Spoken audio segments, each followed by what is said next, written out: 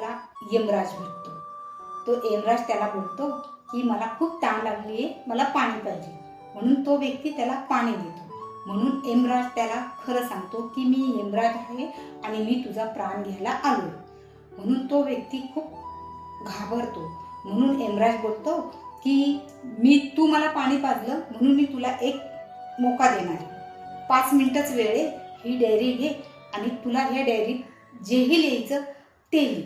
म्हणून तो व्यक्ती ती डायरी घेतो आणि पहिला पान बघतो. त्या पानावर लिहू तितक्यात एक त्याला दिसतं, तिथं लिहिलेलं असतं की आज तुझ्या शेजाऱ्याला लॉटरी लागणार आहे.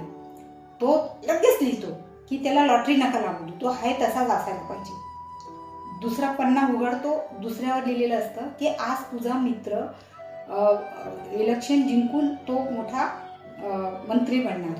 तो लगेच लिहितो की तो चुनाव हरायला पाहिजे, तो मंत्री नाही बनायला पाहिजे. तसेच 3 पन्ने 4 पन्ने उलटतो तर निगेटिव्ह लिहितो. तितक्यात 5व्या पन्न्यावर त्याचा नंबर असतो, स्वतःचं लिहायचा. तितक्यात यमराज त्याच्या हातातून डायरी घेऊन घेता बोलता 5 मिनिटं पूर्ण झाली.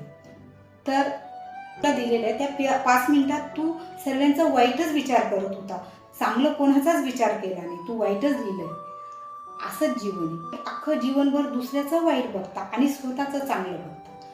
पण आपलं नशीब आपण लिहितो. नशीब वगैरे असं काहीच नसतं. नशीब तर आपलं आपल्याच हातात असतो ना.